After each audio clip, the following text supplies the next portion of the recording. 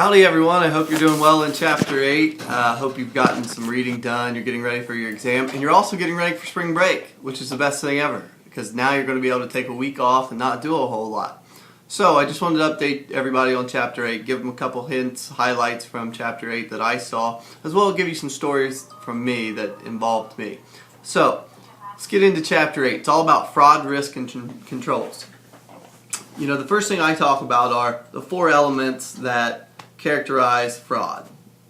They are usually pre-planned, secretive, and suspicious. Absolutely always going to be that way. They violate fiduciary duties, so basically some kind of money or some kind of stealing going on. They're committed for direct or indirect financial benefit, and again I'm going to give you a story where I did this. And then they're going to cost the employee, like the employing organization, some kind of money. When you commit fraud, it's going to hurt somebody. It always does. It hurts the company that you're working for. Okay, so go into the next part of this, which is the three elements that are root causes of fraud. Okay, so three elements of root causes of fraud: rationalization, perceived need, and opportunity. Now, here's where I'm going to give you a story from me. When I was 18 years old, I worked for Champs Sports.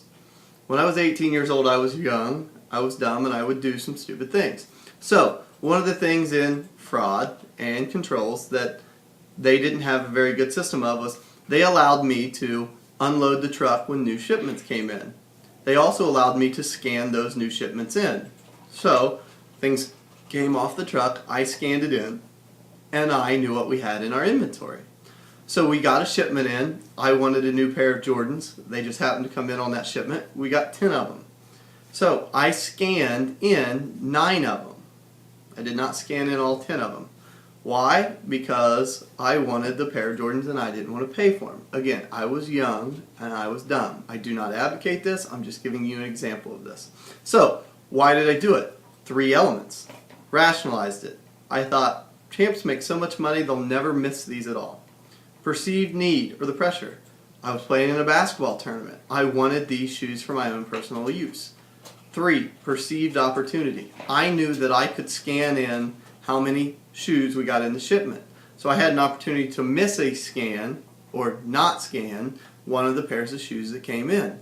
Therefore, I had the opportunity to commit fraud. Again, not advocating it, just saying this is an example. I can give a personal example of this. It's not good, but this is what happened. Now, 3 steps in fraud risk assessment. Identify inherent fraud risk. That's an inherent risk, the story I just gave for Champs Sports 10 years ago. They don't do that anymore, but I know that that is a risk they had. Assess impact and the likelihood of identified risk. Is it a risk to let somebody scan in the inventory without somebody else back there? Absolutely. Without a manager? Absolutely, because they can do what I did.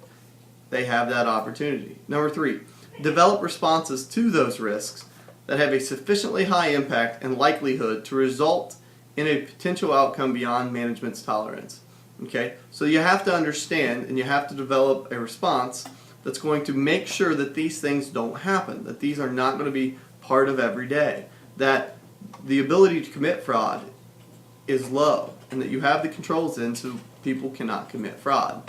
Again, not advocating what I did. What I did was wrong, but I was 18 and dumb at the time. So, there are Fraud Risk Chapter 8 update in the videos. Have a great week. Finish out strong. Let me look at the schedule.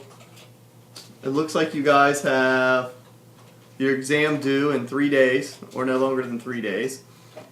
And then you get to go on spring break. Enjoy yourself. Have a great time. Come back. We'll finish out the semester. We'll do wonderful. Have a great week, guys.